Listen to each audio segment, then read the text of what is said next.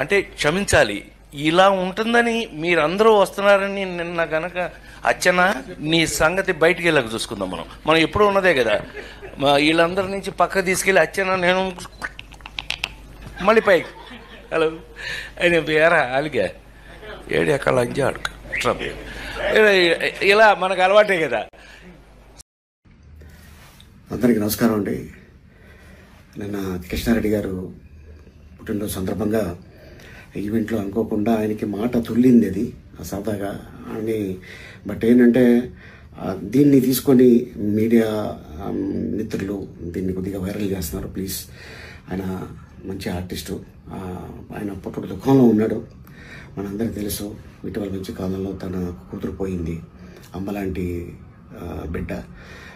So అందుకోసం ఆయన కావాలని చెప్పింది కాదు. దీన్ని మళ్ళీ ఎవరు కూడా దీన్ని రప్చర్ చేయకండి ప్లీజ్. ఆయన పెద్ద ఆయన. నమస్కారం.